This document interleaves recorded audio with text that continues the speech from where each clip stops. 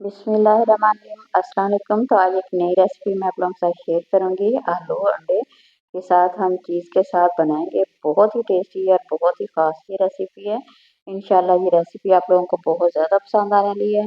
तो क्या करना है, एक अदद आलू ले लेंगे और इसका छिलका हमें अच्छी तरह से उतार के बारीक कतरियों की शेप में हमने उसकी कटिंग कर लेनी है। बिल्कुल बारीक करेंगे और इसे हमने फ्राई करना है। ये देखिए यहाँ पे हमने इसे कटिंग करके रख लिया है। तो अब हमें करना है, इसे फ्राई करना है। तो सबसे पहले तो हमने थोड़ा सा ऑयल डालना है, ज़्यादा नहीं लेंगे, सिर्फ 2 चम्मच लेने हैं, इससे ज़्यादा ऑयल हमें नहीं चाहिए। तो यहाँ मैंने ऑयल को ले लिया, थोड़ा सा गर्म भी हो गया। अब बारी बारी एक एक करके हमने ना इसमें डालना है, ताकि ये साथ चिपके नहीं, लहदा लहदा करके हमें इसे फ्राई करना है। तो ये अच्छे से ना फ्राई हो जाएंगे। ये बड़ी ही मज़ेदार है। बच्चों को अगर आप बना के देंगे, या अचानक से आप लोगों का पिज़्ज़ा खाने का दिल कर रहा है, तो आप बना के खाएंगे तो यकीन करें ये रेसिपी आप लोगों को बहुत ज़्यादा पसंद आने वाली है। तो मैंने यहाँ पे एक एक करके डाल दिए हैं। अब हमने इसे हल्की सी आंच पे फ्राई करना है, ज़्यादा तेज़ भी नहीं करेंगे, बिल्कुल हल्की सी आंच पे इस तरह से हमने फ्राई कर लेना है।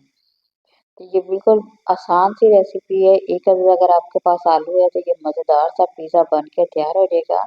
और ये बच्चे हों या बड़े हों, सभी की बहुत ही ज़्यादा फेवरेट रेसिपी बनने वाली है। तो यहाँ पे हमने देखा है हल्की सी आंच पे इसे आहिस्ता आहिस्ता फ्राई करते जाएंगे, और इसे हमने अंडों के साथ बनाना है। तो अंडे वैसे भी बच्चों के लिए बहुत ज़्यादा मुफीद होते हैं। तो अगर आप अंडों के साथ ये बनाते हैं तो ये पिज़्ज़ा बड़ा ही मज़ेदार और बहुत ही टेस्टी बिल्कुल कम टाइम पे भी बनने वाला है। अच्छा, ये अगर आप लोगों को मेरी वीडियो यहाँ पे पसंद आ रही है तो ज़रूर लाइक करें, शेयर करें, नए देखने वाले चैनल को ज़रूर सब्सक्राइब करें। तो यहाँ पे हमने अच्छी तरह से ना इसे फ्राई कर लेना है। आँच का खास ख्याल रखेंगे, ना ज़्यादा हो ना ज़्यादा कम हो, बिल्कुल मीडियम साइज़ की आँच होगी, तभी ये अच्छी तरह से फ्राई हो जाएंगे। तो यहाँ पे आलू हो रहे हैं हमारे फ्राई, साथ हम दूसरा भी काम कर लेते हैं अंडों का। तो ये देखें बारी बारी हमने अंडे डालते जाने हैं। मैं यहाँ पे 4 अदद अंडों के साथ बनाऊंगी, आप लोग ज़्यादा भी ले सकते हैं। तो फिलहाल मैं यहाँ पे 4 अंडों के साथ और 1 अदद हमने क्या किया था, आलू ले लिया था। तो शिमला मिर्च को बारीक कटिंग करके वो डाल देंगे। तो ये सबसे पहले हमने अंडों को फेंट लेना है, ताकि ये अच्छी तरह से ना मिक्स हो जाएंगे।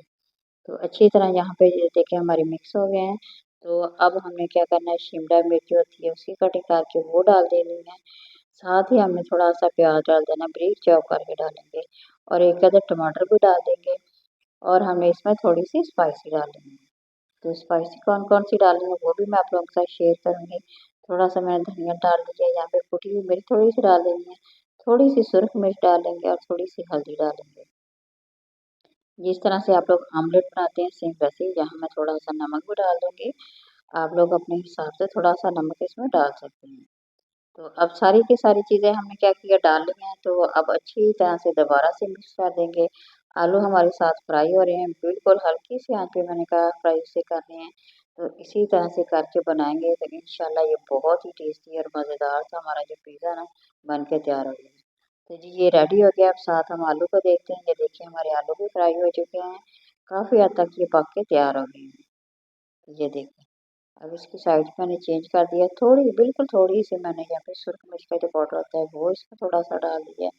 हल्का सा हम इसमें नमक भी डाल देंगे, थोड़ी सी चिली सॉस इसमें हमने डाल दी स्पाइसी करने के लिए। तो अब यहाँ पे ये देखिए बिल्कुल ये तैयार हो गई है। तो आमलेट जो हमने इसमें तैयार किया था अंडों के साथ, तो ये सारे का सारा आपने क्या करना है, इस पर डाल देंगे। अच्छी तरह से डाल के चम्मच के साथ हमें इसे अच्छी तरह से सेट कर देना है। इसी तरह से सेट करके अब दोबारा से बिल्कुल हल्की सी आंच कर देंगे, और इसे हमने तकरीबन 5 मिनट के लिए इसी तरह से पकने के लिए छोड़ देना है। इसे हिलाएंगे नहीं, बल्कि इसी तरह से बिल्कुल हल्की सी आंच पे। ज़्यादा तेज़ की तो ये नीचे से जल जाएगा, फिर वो अच्छा नहीं बनेगा। तो इसलिए सबसे बेस्ट तरीका इसका यही है, आंच आप लोगों ने बिल्कुल हल्की सी कर देनी है इस तरह।